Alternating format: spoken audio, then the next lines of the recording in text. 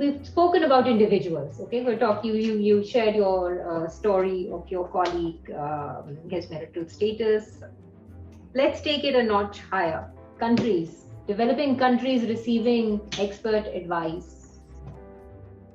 I mean, this is something I feel really Where sad has it about. Gotten them? Yeah, I mean, or where is it getting them?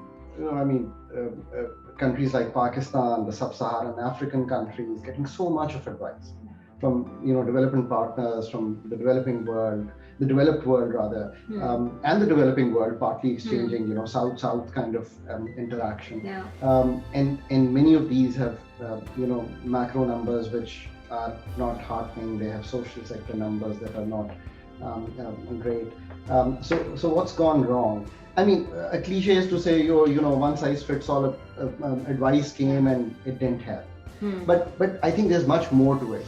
Advice came, then it wasn't followed up also. Half-hearted implementation took place. Like in Pakistan, we got a lot of advice about this energy sector, right? That, we should dismantle the WAPDA, we should have all these corporations. But the idea was to have these companies, sell them off, have competition, have a regulator, regulate the private sector rather than the regulator regulating the government sector. Right. Creating the market, like you like to say. Always. None of that happened. So that advice that initially came also didn't get followed through. Right. So here's a great example to put you. The energy sector, it is bleeding. It bleeds my heart actually. To see that sector, doing 500 billion rupees of bleeding and the efficiency, all the issues. So that didn't get followed through.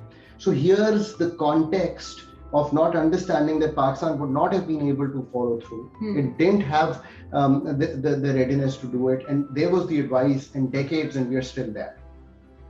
So one thing is, of course, the local doctors have to do the surgery because they would know where the country stands. Do your own heavy lifting, as you like to say. That would always stay. But the people who are on the other side also need a lot of reform. You cannot advise of what worked well in Philippines in the energy sector to Pakistan, maybe where our context is very different. So that's where we stand. You've given me some serious, things to think about actually. I hope convincing you a bit that advice is, good thing to do, good thing to give where you have expertise. We'd love to have your expertise on, developing the 5.2 million SMEs. We can have that discussion some other day.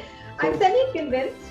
Am I convinced about really seeking advice and giving advice? Advice is trust, It's a liability on you. Almighty will ask you, that you advise, where did you go wrong? And so we have to be truly honest in our, truly honest in what we say to our friends, to our professional colleagues. And when doing public service, which we do for decades, we have to be really, really serious about it. I'm going to try and give it a shot. Okay, let's keep keep talking. On this discussion, and we'll keep talking about this. Let's keep talking about it. Thank you so much. Okay, Nadia. Thank you. See you soon. See you. Bye. Bye-bye.